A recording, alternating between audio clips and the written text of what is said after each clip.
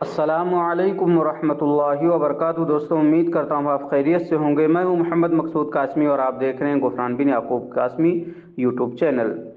दोस्तों, एक बहुत ही अफसोसनाक खबर मौसूल हो रही है।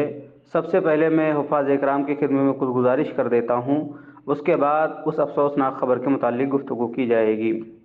हुफ़ाज़ इकराम की खिदमत में गुजारिश, 5 दिन, 10 दिन, 11 दिन, 15 दिन, 20 दिन की तरावी ना पढ़ाएं, बल्कि मुकम्मल 1 महीने की तरावी पढ़ाएं और ठहर ठहर कर पढ़ें।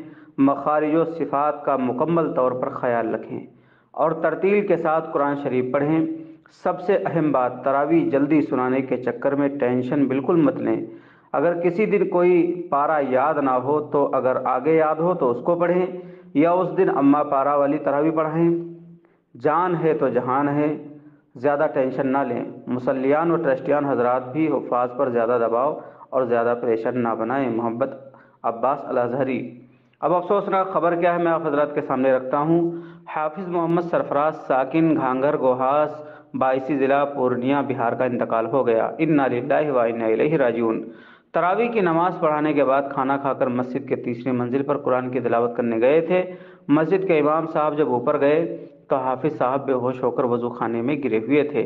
इल्हास नगर के मीरा हॉस्पिटल में इलाज के लिए ले जाया गया तो डॉक्टरों ने जवाब दे दिया और कहा कि हाफिज साहब का इंतकाल हो गया है। इन्ना लिल्लाहि व इन्ना इलैहि राजिऊन। मस्जिद का नाम गौसिया मस्जिद, बावापाड़ा, अंबरनाथ जिला, थाने, महाराष्ट्र है। तो दोस्तों, ये थी आज की अफसोसनाक खबर कि एक हाफिज़ साहब का इंतकाल हो गया है। अल्लाह बेहतर जाने क्या हालात रहे होंगे और किस वजह से उनका इंतकाल हुआ है। हम लोग अल्लाह से दुआ करें, अल्लाह तबारक व तआला हाफिज़ साहब की मग़फ़िरत फ़रमाए, जन्नतुल फ़िरदौस में आला से आला मक़ाम अता फ़रमाए और इनके वालिदैन को सब्र जमील से माला माल फरमाए। अब आप हजरात का इस अफसोसनाक खबर के मुतालिक क्या कहना है, नीचे कमेंट बॉक्स में अपनी राय का इजहार ज़रूर करें। पहली बार चैनल को देखने सब्सक्राइब भी कर सकते हैं। चलिए दोस्तों, फिर मिलते हैं इंशाअल्लाह जल्दी किसी नए वीडियो में। अस्सलामु अलैकुम वरहमतुल्लाहि वबरकातुहू।